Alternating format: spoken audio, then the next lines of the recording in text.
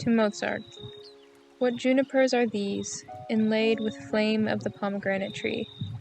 The god of gardens must have made this still unrumored place for thee to rest from immortality, and dream within the splendid shades some more elusive symphony than orchestra has ever played.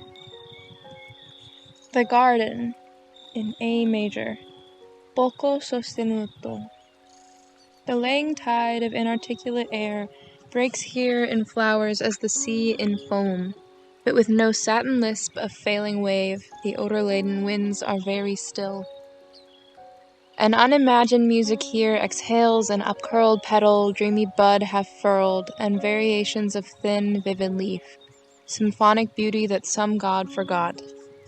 If form could waken into lyric sound, this flock of irises, like poising birds, would feel song at their slender feathered throats and pour into a gray, winged aria, their wrinkled silver finger marked with pearl.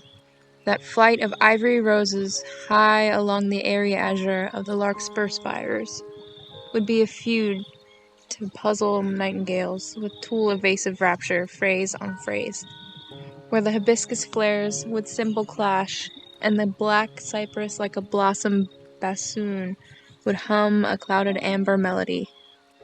But all across the trudging ragged chords that are the tangled grasses in the heat, the mariposa lilies fluttering like trills upon some archangelic flute, the roses and carnations and divine small violets that voice the vanished god.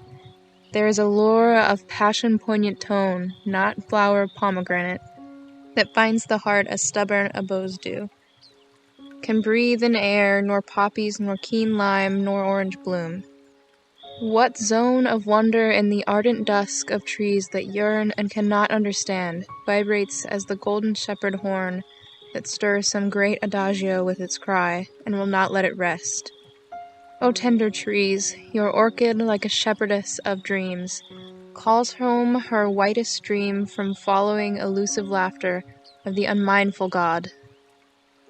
Vivace. The iris people dance with a nimble fawn. To rhythmic radiance they foot it in the dawn. They dance and have no need of crystal-dripping flute or chuckling river reed. Their music hovers mute. The dawn lights flutter by all noiseless, but they know. Such children of the sky can hear the darkness go. But does the morning play, whatever they demand, or amber-barred beret, or silver saraband? The pool, in A minor, allegretto. Cool-hearted dim familiar of the doves, thou coiled sweet water where they come to tell their mellow legends and rehearse their loves, as what in April or in June befell of. Friend of dryads, who lean to see where flowers should be set, to star the dusk of wreathed ivy braids, they have not left thy trees, nor do tired fawns thy crystal kiss forget, nor forest nymphs astray from distant glades. Thou feelest with delight their showery feet along thy mossy margin myrtle starred, and thine the heart of wildness quick to beat an imprint of shy hoof upon thy sward. Yet who could know thee wild who art so cool, so heavenly minded, templed in thy grove of plummy cedar, larch, and juniper? O strange ecstatic pool, what unknown country art thou dreaming of, or temple than this garden lovelier? Who made thy sky the silver side of leaves, and poised its orchid like a swan, white moon whose disk of perfect pallor half deceives the mirror of thy limpid green lagoon? He loveth well thy ripple-feathered moods, thy whims at dusk, thy rainbow look at dawn. Dream thou no more of vales Olympian, where pale Olympus broods. There were no orchid white as moon or swan, no sky of leaves, no garden, haunting Pan. The birds, in F major, presto. I keep a frequent tryst with whir and shower of wings. Some inward melodist, interpreting all things, appoints the place, the hours. Dazzle and sense of flowers, though not the least leaf stir, may mean a tanager. How rich the silence is until he sings. The smoke tree's cloudy white has fire within its breast. What winged mere delight there hides, as in a nest, and fashions of its flame music without a name. So might an opal sing if given thrilling wing, and voice for lyric wildness unexpressed. In grassy dimness thatched with tangled growing things, a troubadour rose-patched, with velvet-shadowed wings, seeks a sustaining fly. Who else unseen goes by, quick pattering through the hush, some twilight-footed thrush or finch intent on small adventurings? I have no time for gloom. For gloom, what time have I? The orange is in bloom, emerald parrots fly out of the cypress dusk, morning is strange with musk. The wild canary now jewels the lemon bough, and mocking birds laugh in the roses' room.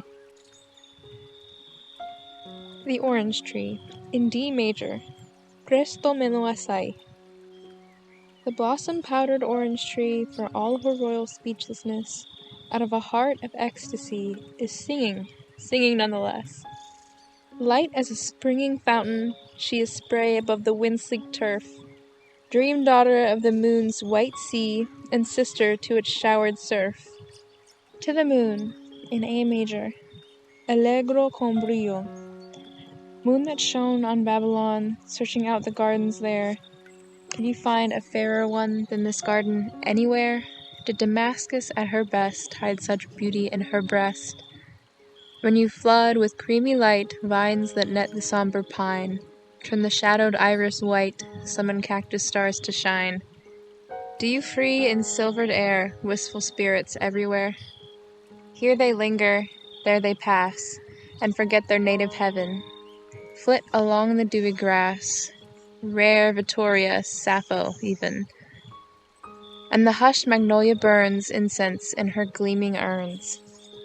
When the nightingale demands word with Keats who answers him, Shakespeare listens, understands, mindful of the cherubim, and the south wind dreads to know Mozart gone as seraphs go. Moon of poets dead and gone, moon to gods of music dear, gardens they have looked upon, let them rediscover here. Rest and dream a little space of some heart-remembered place.